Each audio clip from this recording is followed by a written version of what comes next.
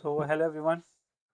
तो आज का वीडियो में हम ये डिस्कस करने वाले हैं कि अगर आपका टर्म मई 26 में है, ठीक है, और आपको नहीं समझ में आ रहा कि ग्रुप 1 या ग्रुप 2 जाना चाहिए, तो ये जो स्ट्रैटेजी वीडियो है ये मैं पर्टिकुलरली ग्रुप 1 के लिए बना रहा हूँ कि अगर आप सिर्फ ग्रुप 1 देने का सोच रहे हो तो आपको कैसे आज से ही प्रिपेयर करना है और कैसे आपका स्ट्रैटेजी रहेगा ओवरऑल।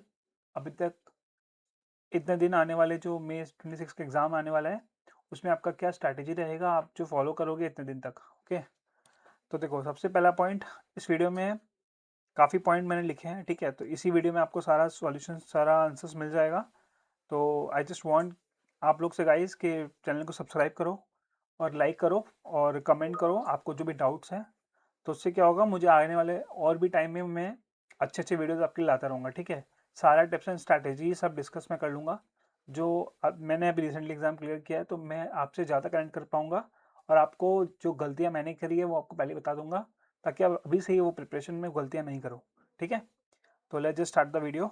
तो देखो, सबसे पहला टिप मेरा क्या रहेगा कि target high score in one paper each group. तो आपको पता है ग्रुप 1 में 3 पेपर है, ठीक है, FR, AFM और ऑडिट। तो आपको क्या करना है गाइस, आपको टारगेट करना है कि आप एटलीस्ट FR या AFM में एग्जाम्शन के लिए पढ़ रहे हो, ठीक है। जिसको FR पसंद है वो FR में स्कोर कर सकता है एग्जाम्शन, और जिसको AFM पसंद है वो AFM में कर सकता है। अगर मैं अपनी बात करूँ तो मुझे कंपैरेटिवली AFM ईजी लगता था और AFM में ही मैंने एग्जाम्शन स्कोर किया है, तो उसका स्ट्रैटेजी में मैंने ऑलरेडी अपने वीडियो में डाल दिया है, तो आप उसको भी चेकआउट कर सकते हो, ठीक है। तो मैं आपको ये बोलना चाह रहा हूँ कि इस जब आप 3 पेपर की पढ़ाई करने बैठोगे ना अभी से, तो आप मेक श्योर करो आप अपना फेवरेट सब्जेक्ट चूज़ कर लोगे, FR या AFM। देखो, ऑडिट में एग्जाम्शन लाना थोड़ा टफ है, तो मैं आपको ये रिकमेंड करूँगा आप अपना एग्जाम्शन का टारगेट FR या AFM में करो, ठीक है। तो मेक श्योर करो आप अपना FR या AFM अभी से ही प्रिपेयर करो, और एक को एटलीस्ट आपको 70+ लाना है, तो आपका एग्रीगेट का कभी प्रॉब्लम नहीं आएगा, आप हमेशा एग्रीगेट में पास कर जाओगे। देखो सिंपल है, अगर आप 70+ का टारगेट लाओगे तो अगर आपने का प्रिपरेशन अच्छी नहीं भी हुई है तो 40-40 भी अगर आपका आया तो भी आपका 150 हो गया, ठीक है। तो इसलिए आप हमेशा एक टारगेट करना कि एक आपको सब्जेक्ट में 70+ स्कोर करना ही है, ठीक है।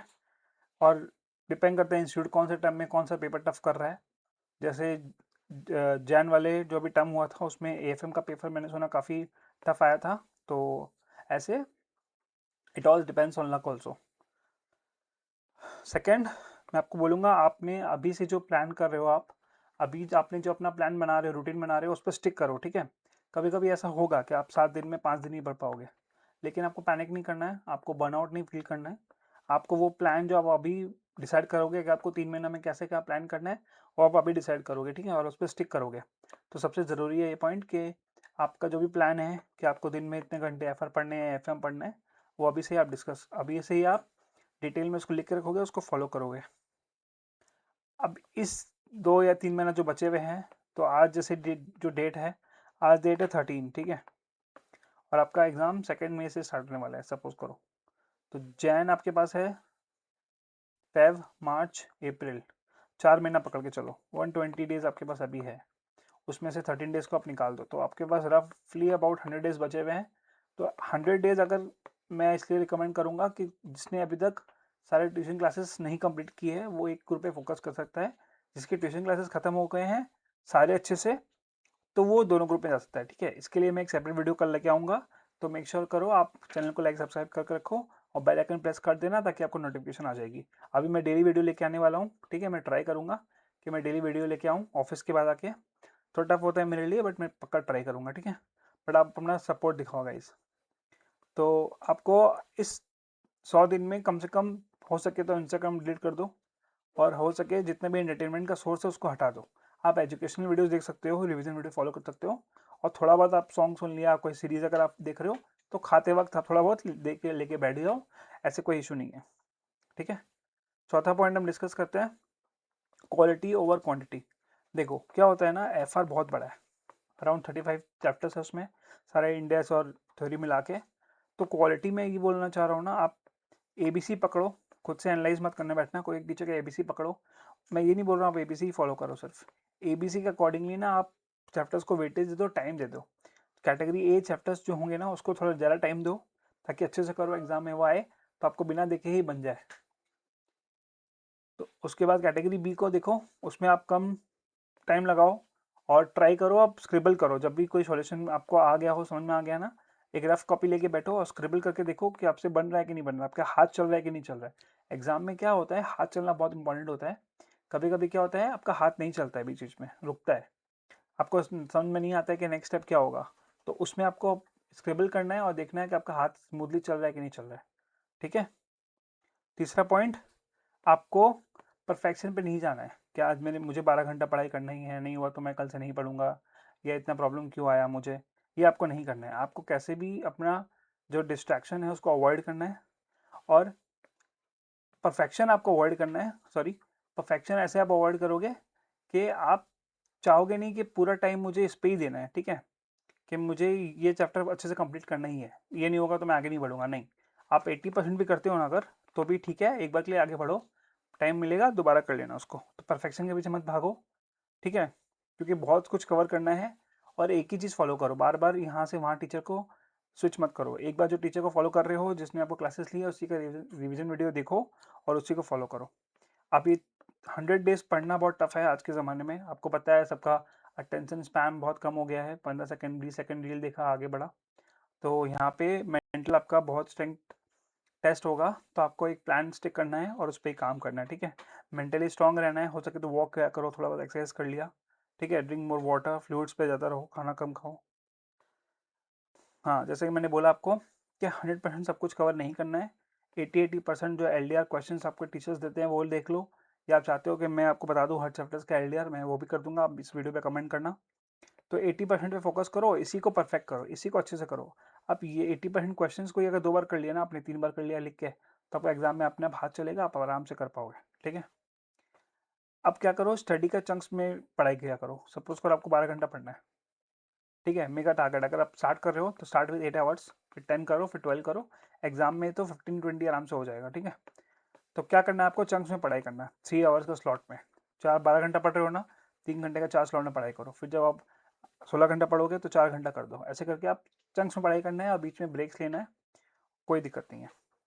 अब फोकस करो ओरल ओरल पे और रफ प्रैक्टिस पे। मतलब क्या, ऑलरेडी का क्वेश्चन आप याद करने बैठे हो, तो आपको रिकॉल करना है, जो है मैं आपको इसके प्रीवियस वीडियो में मैंने आपको बताया था कि आपको एक्टिव रिकॉलिंग में ज़्यादा ध्यान देना है, तो रिकॉल करो, ठीक है। फोकस ऑन रिकॉल और ओरल पे और रफ प्रैक्टिस। मतलब क्या है, कॉपी लेके बैठा उस पर आप सब पॉइंट लिख लो फटाफट फटाफट फटाफट, ठीक है, स्क्रिबल कर सकते हो आप।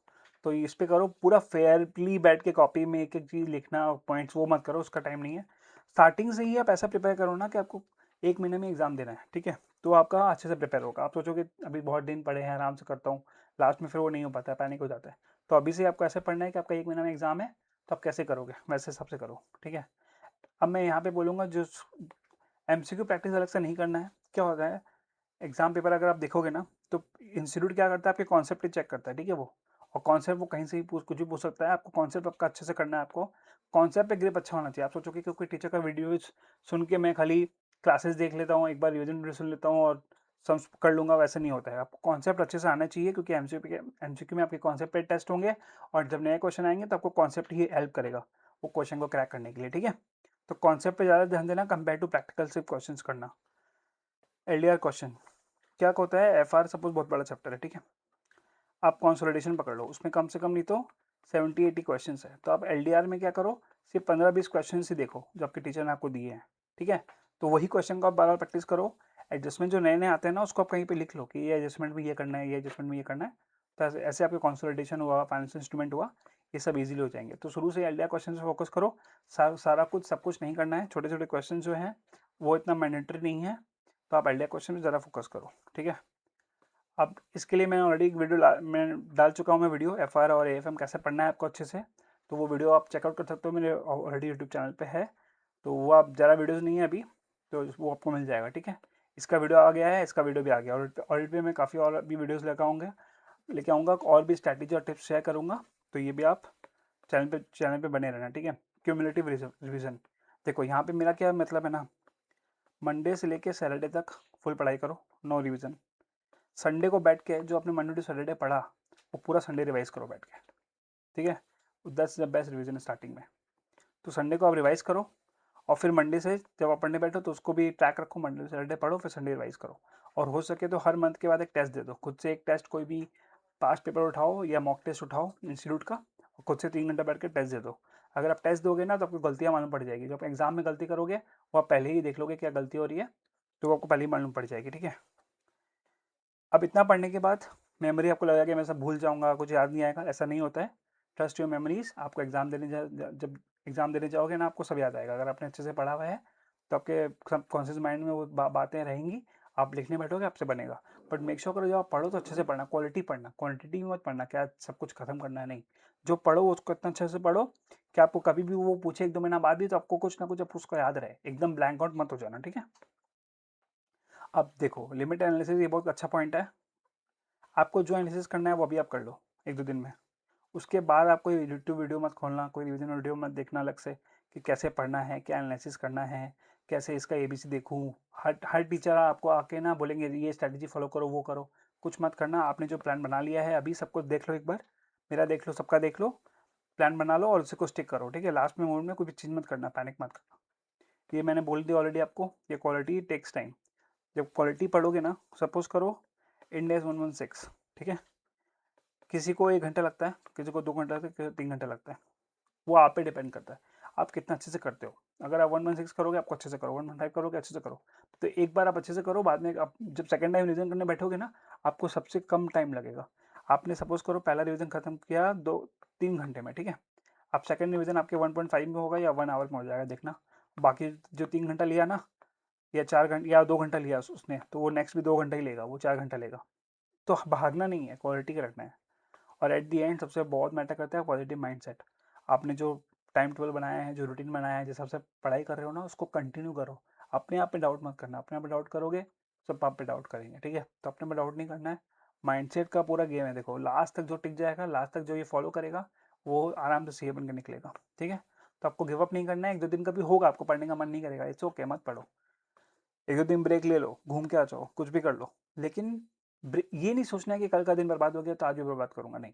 अगर कोई बर्बाद हो भी गया, इट्स ओके, नेक्स्ट दिन बैठो उठो, हो जाएगा आराम से। क्योंकि जब एग्जाम पास आएगा ना तो आप खुद को ही बोलोगे अच्छा हुआ मैं गिव अप नहीं करा, मैंने 1-2 दिन की वजह से मैंने सब कुछ छोड़ नहीं दिया। तो ये बहुत सही है। तो चलो गाइज, आज की वीडियो काफ़ी लंबी हो गई, इसको यहीं पे एंड करते हैं। Thank you guys for watching, please like and share and subscribe. और आगे मैं और भी वीडियोज़ लेके आने वाला हूँ, तो चैनल के साथ जुड़े रहना। Okay, thank you guys, bye.